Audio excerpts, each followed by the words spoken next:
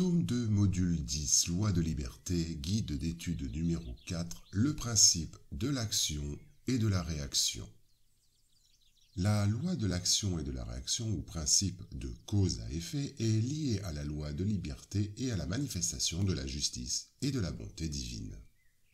Les actes pratiqués contre la loi de liberté, de soi-même ou d'autrui, nous conduisent à la question du libre arbitre résumée ainsi. L'homme n'est point fatalement conduit au mal, les actes qu'il accomplit ne sont point écrits d'avance, les crimes qu'il commet ne sont point le fait d'un arrêt du destin. Il peut, comme épreuve et comme expiation, choisir une existence où il aura les entraînements du crime, soit par le milieu où il se trouve placé, soit par des circonstances qui surviennent, mais il est toujours libre d'agir ou de ne pas agir. Ainsi, le libre arbitre existe à l'état d'esprit dans le choix de l'existence et des épreuves, et à l'état corporel dans la faculté de céder ou de résister aux entraînements auxquels nous nous sommes volontairement soumis. C'est à l'éducation à combattre ces mauvaises tendances. Soulignons que sans le libre arbitre de l'homme n'a ni tort dans le mal, ni mérite dans le bien. Et cela est tellement reconnu que dans le monde, on proportionne toujours le blâme ou l'éloge à l'intention, c'est-à-dire à la volonté. Or, qui dit volonté dit liberté. L'homme ne saurait donc chercher une excuse de ses méfaits dans son organisation, sans abdiquer sa raison et sa condition d'être humain pour s'assimiler à la brute. L'homme possède suffisamment de libre arbitre pour prendre des décisions, et s'il cède à une mauvaise suggestion étrangère, elle lui en laisse toute la responsabilité puisqu'elle lui reconnaît le pouvoir de résister, chose évidemment plus facile que s'il avait à lutter contre sa propre nature. Ainsi, selon la doctrine spirite, il n'y a pas d'entraînement irrésistible. L'homme peut toujours fermer l'oreille à la voix occulte qui le sollicite au mal dans son fort intérieur, comme il peut la fermer à la voix matérielle de celui qui lui parle. Cette théorie de la cause existante de nos actes ressort évidemment de tout l'enseignement donné par les esprits. Non seulement elle est sublime de moralité, mais nous ajouterons qu'elle relève l'homme à ses propres yeux. Elle le montre libre de secouer un joug obsesseur, comme il est libre de fermer sa maison aux opportuns. Ce n'est plus une machine agissant par une impulsion indépendante de sa volonté, c'est un être de raison qui écoute, qui juge et qui choisit librement entre deux conseils. Ajoutons que malgré cela, l'homme n'est point privé de son initiative. Il n'en agit pas moins de son propre mouvement, puisqu'en définitive, il n'est qu'un esprit incarné qui conserve, sous l'enveloppe corporelle, les qualités et les défauts qu'il avait comme esprit. Les fautes que nous commettons ont donc une source première dans l'imperfection de notre propre esprit, qui n'a pas encore atteint la supériorité morale, qu'il aura un jour, mais qui n'en a pas moins son libre arbitre. La justice et la bonté divine sont évidentes dans les manifestations de la loi de cause à effet. Dès lors qu'on admet Dieu, on ne peut le concevoir sans l'infini des perfections. Il doit être toute puissance, toute justice, toute bonté. Sans cela, il ne serait pas Dieu. Si Dieu est souverainement bon et juste, il ne peut agir par caprice ni avec partialité. Les vicissitudes de la vie ont donc une cause, et puisque Dieu est juste, cette cause doit être juste. Voilà ce dont chacun doit se bien pénétrer. La justice de Dieu étant infinie, il est tenu un compte rigoureux du bien et du mal. S'il n'est pas une seule mauvaise action, pas une seule mauvaise pensée qui n'ait ses conséquences fatales, il n'en est pas une seule bonne action, pas un seul bon mouvement de l'âme, pas le plus léger mérite en un mot qui soit perdu, même chez les plus pervers, parce que c'est un commencement de progrès. Si l'on admet la justice de Dieu, on doit admettre que cet effet a une cause. Si cette cause n'est pas pendant la vie, elle doit être avant la vie. Car en toute chose, la cause doit précéder l'effet. Pour cela, il faut donc que l'âme ait vécu et qu'elle ait mérité une expiation. L'expiation est ainsi la manifestation de la loi cause à effet découlant de fautes commises antérieures. Ainsi, toute faute commise, tout mal accompli est une dette contractée qui doit être payée. L'esprit subit la peine de ses imperfections, soit dans le monde spirituel, soit dans le monde corporel. Toutes les misères, toutes les vicissitudes que l'on endure dans la vie corporelle sont des suites de nos imperfections. Le fait qu'il existe un lien de causalité dans les problèmes, les maladies et les douleurs que nous endurons, en conséquence de nos actions, ne signifie pas que les causes sont forcément dans des vies antérieures. Beaucoup de maux qui nous affligent ont pour origine notre comportement dans la vie actuelle. Il y a des maladies, des limitations et des déficiences physiques qui découlent du mauvais usage, c'est-à-dire d'un mauvais entretien de notre corps provoquant des dégâts. Cela arrive surtout suite aux vices et aux indisciplines qui causent de graves problèmes de santé. Pour cette raison, les esprits supérieurs précisent: les vicissitudes de la vie sont de deux sortes, ou, si l'on veut, ont deux sources bien différentes qu'il importe de distinguer. Les unes ont leur cause dans la vie présente, les autres en dehors de cette vie. En remontant à la source des maux terrestres, on reconnaîtra que beaucoup sont la conséquence naturelle du caractère et de la conduite de ceux qui les endurent. C'est dans la vie corporelle que l'esprit répare le mal de ses existences antérieures, qu'il met en pratique les résolutions prises dans la vie spirituelle. Ainsi s'expliquent ces misères et ces vicissitudes qui, au premier abord, semblent n'avoir pas de raison d'être et sont de toute justice dès lors qu'elles sont l'acquis du passé. À qui donc s'en prendre de toutes les afflictions si ce n'est à soi-même? L'homme est ainsi, dans un grand nombre de cas, l'artisan de ses propres infortunes. Mais, au lieu de le reconnaître, il trouve plus simple, moins humiliant pour sa vanité d'en accuser le sort, la providence, la chance défavorable, sa mauvaise étoile, tandis que sa mauvaise étoile est dans son incurie. La compréhension de la loi de cause à effet nous permet de comprendre pleinement la parfaite justice de Dieu. Nous sentons que tout a une raison d'être, que rien n'arrive par hasard. Les maux et les souffrances diverses que nous endurons sont liés à notre passé, récent ou lointain. C'est la note à payer. Mais il y a un autre aspect très important. Si la douleur est la monnaie avec laquelle nous rachetons le passé, Dieu nous offre une alternative bénie, le bien. Tout effort en faveur de notre prochain atténue nos dettes et en atténue le rachat. Dans Matthieu chapitre 26, versets 47 à 52, nous trouvons des références au principe de l'action et de la réaction. Il n'avait pas encore achevé ces mots que Judas, un des 12, arriva, et avec lui une grande troupe de gens armés d'épées et de bâtons, qui avaient été envoyés par les princes des prêtres et par les anciens du peuple. Or, celui qui le trahissait leur avait donné un signal pour le reconnaître, en leur disant: « Celui que je baiserai, c'est celui-là même que vous cherchez. Saisissez-vous de lui. » Aussitôt donc, il s'approcha de Jésus et lui dit: « Je vous salue, mon maître. » Et il le baisa. Jésus lui répondit: « Mon ami, qu'êtes-vous venu faire ici ?»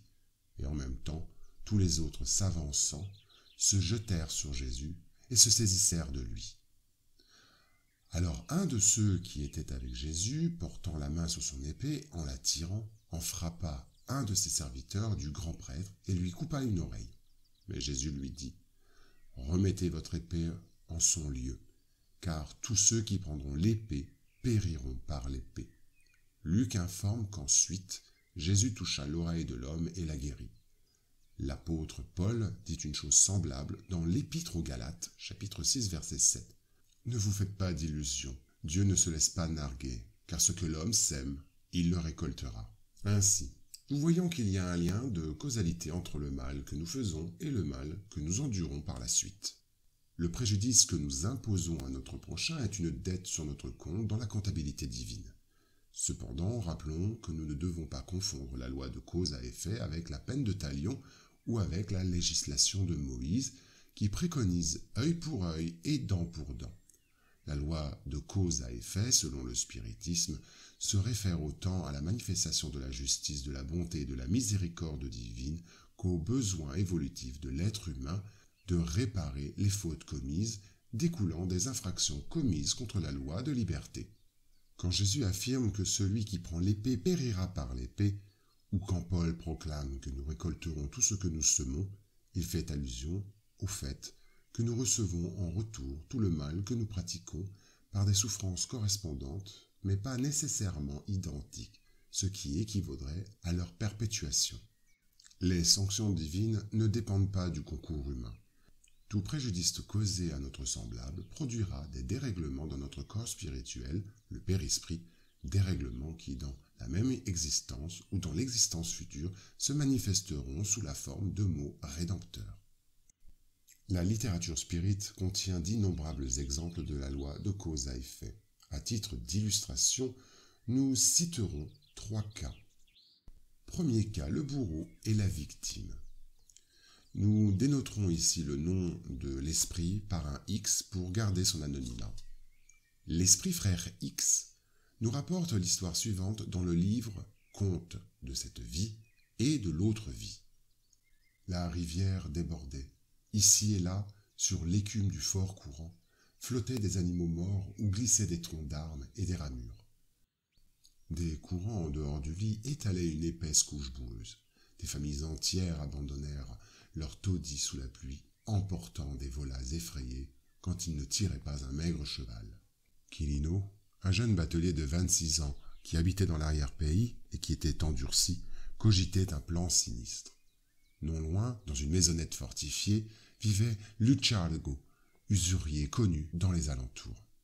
Tous savaient qu'il possédait une petite fortune qu'il gardait avec vigilance. Cependant, personne ne pouvait en évaluer le montant car il avait vécu seul et répondait seul à ses besoins. « Le vieux sera certainement atteint, se disait Quilino. C'est la première fois qu'il y a une telle crue. Accroché à ses biens, il sera emporté d'un coup. Et si les ondes vont tout emporter, pourquoi je n'en profiterai pas? L'homme avait dépassé les 70 ans, il mourra bientôt. Si ce n'est aujourd'hui, ce sera demain ou après-demain. Et l'argent entassé ne pourra-t-il pas me servir, moi qui suis jeune et en plein avenir? » L'averse tombait, et le jeune homme, hésitant, frappa à la porte de la chaumière mouillée. « Monsieur de Colgo, monsieur de Colgo !» Et devant le visage effrayé du petit vieux, qui se montra à la fenêtre, il informa. « Si vous ne voulez pas mourir, ne tardez pas. Dans peu de temps, les eaux arriveront. Tous les voisins sont déjà partis. »« Non, non, murmura le propriétaire. J'habite ici depuis beaucoup d'années. J'ai confiance en Dieu et dans la rivière, et je ne partirai pas. »« Je viens vous rendre un service, rétorqua Quilino. Je vous remercie, mais je ne partirai pas. » Pris d'une pulsion criminelle, le batelier força la porte mal fermée et se jeta sur le vieux, qui chercha en vain à se défendre. Mais la voix rauque se tut entre les doigts puissants du jeune homme. Quilino jeta d'un côté le corps ramolli comme une chose inutile, saisit un trousseau de clés à sa ceinture, puis inspecta tous les recoins. Des tiroirs ouverts contenaient des billets moisis, des pièces anciennes et des diamants, surtout des diamants. Aveuglé d'ambition, le jeune prit tout ce qu'il trouva. La nuit pluvieuse était tombée. Quilino prit la dépouille de la victime dans une couverture, et quelques minutes plus tard, il plongea le cadavre dans la rivière. Peu après, il revint dans la maison déserte, remit les choses en ordre et s'éloigna enfin, emportant la fortune avec lui. Quelque temps plus tard, l'assassin ne vit pas qu'une ombre le guettait derrière lui. C'était l'esprit de Lycurgo qui suivait son trésor. Sous la pression du remords, le batelier abandonna la région, s'installa dans une grande ville en ouvrant un petit local commercial. Il se maria, cherchant à oublier son propre repentir, mais il reçut le vieux Lurtigo réincarné comme premier enfant. Second cas, une dette aggravée. L'esprit André-Louise nous raconte au chapitre 12 du livre Action et réaction la manifestation de la loi de cause à effet dans une situation très commune dans l'actualité. L'assistant Silas interrompit l'opération de secours et nous dit avec bonté. Nous avons ici un problème asphyxiant de dette aggravée. En montrant la jeune mère exténuée, il poursuivit. Marine vint de notre maison pour aider Georges et Zilda, envers lesquels elle avait des dettes. Au siècle dernier, elle s'interposa entre les deux, alors jeunes mariés, et les poussa à de déplorables légèretés qui leur occasionnèrent une démence angoissante sur le plan spirituel. Après une longue période de souffrance et de dérèglement, le Seigneur permit l'intervention de beaucoup d'amis auprès des pouvoirs supérieurs pour reconstituer leur destin, et les trois se réincarnèrent dans le même milieu social pour le travail régénérateur. Marine, l'aîné de la famille de notre sœur Louise, reçut la tâche de protéger sa petite sœur qui grandit sous la chaleur de son attention fraternelle. Mais à leur adolescence, il y a quelques années, voici que selon le programme de travail tracé avant la réincarnation, la jeune Zilda retrouve Georges et qu'il renoue instinctivement les liens affectifs du passé. Ils s'aiment avec ferveur et se fiancent. Mais Marine, loin de comprendre aux promesses faites dans le monde spirituel, selon lesquelles elle devait aimer le même homme, dans le silence du renoncement constructif en soutenant sa petite sœur, qui était jadis l'épouse répudiée, dans les luttes purificatrices que l'actualité lui proportionnait, commença à tramer des projets inavouables, prise d'une passion intense. Complètement aveugle et sourde aux avertissements de sa conscience, elle commença à envelopper le fiancé de sa sœur dans une large toile de séduction, attirant ainsi vers son vil objectif le soutien d'entités capricieuses et viciées, et par le biais du désir maladif, elle hypnotisa spontanément le jeune homme sous l'assistance des vampires désincarnés, dont elle attirait la compagnie sans s'en rendre compte.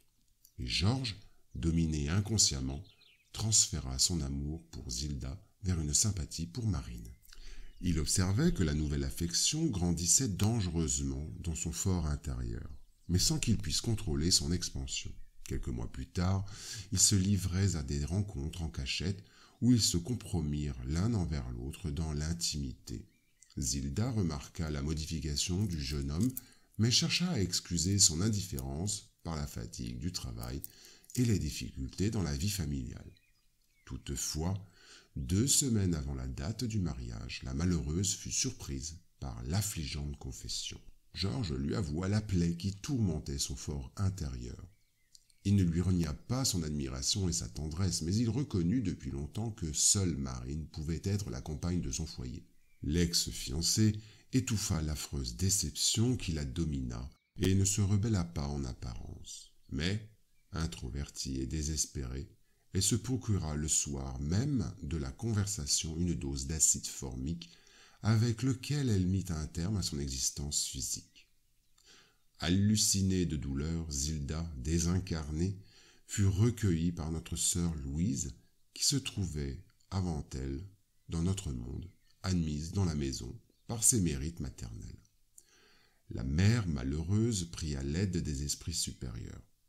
Dans sa position de mère, elle s'apitoyait pour toutes les deux, car à ses yeux, la fille traîtresse était plus malheureuse que la fille méprisée, quoique cette dernière ait acquis la grave dette des suicidés allégés, dans son cas, par la folie mentale où la jeune fille se trouvait, condamnée sans raison à l'inqualifiable abandon.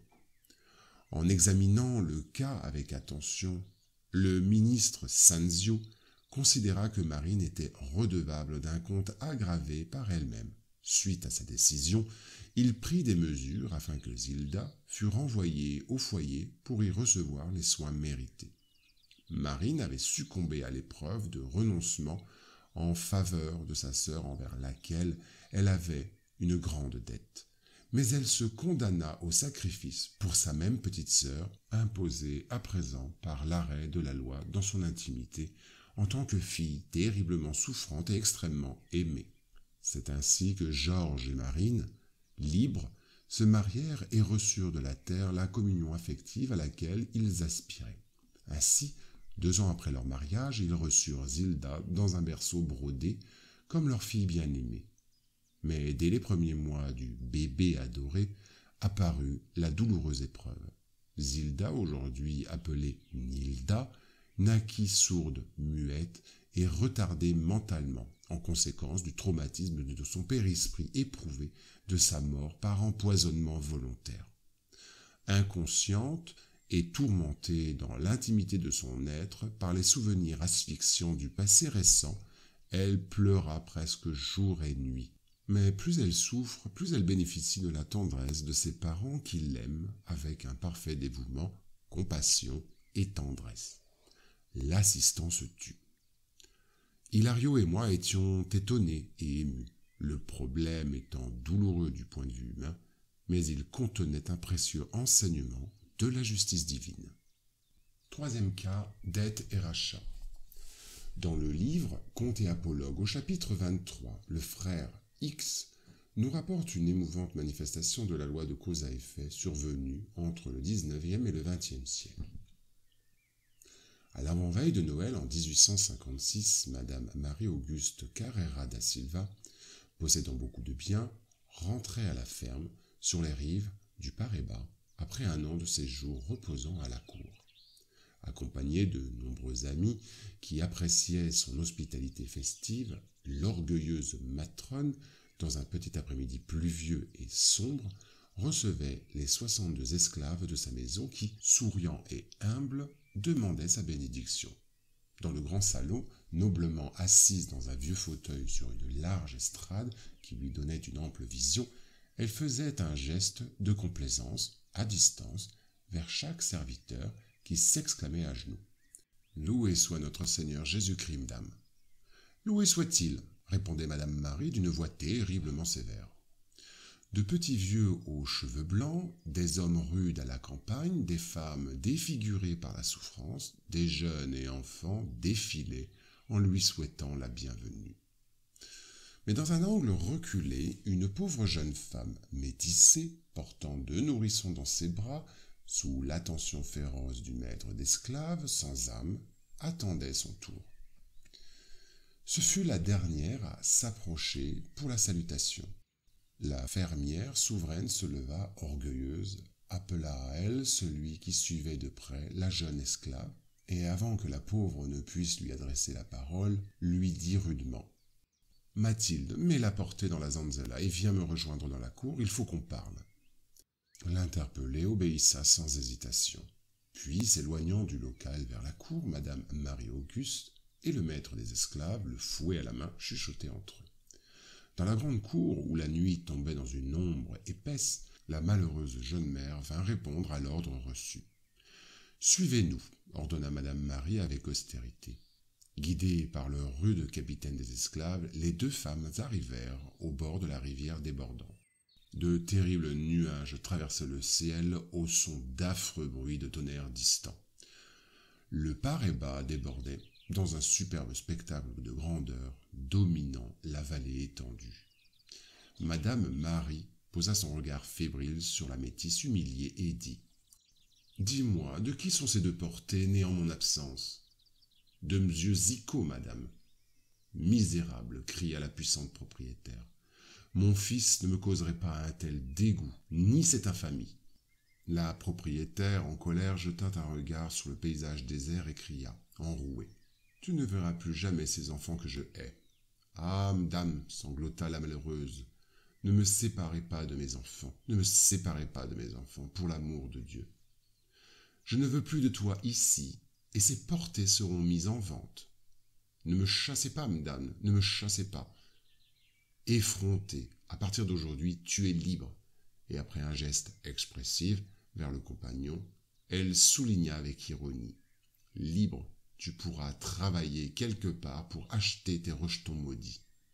Mathilde sourit au milieu de sanglots copieux et s'exclama. Aidez-moi, madame. S'il en est ainsi, je donnerai mon sang pour revoir mes enfants. Donna Maria Augusta lui montra le parapet énorme et dit « Tu es libre, mais disparais de ma présence, traverse la rivière et disparais.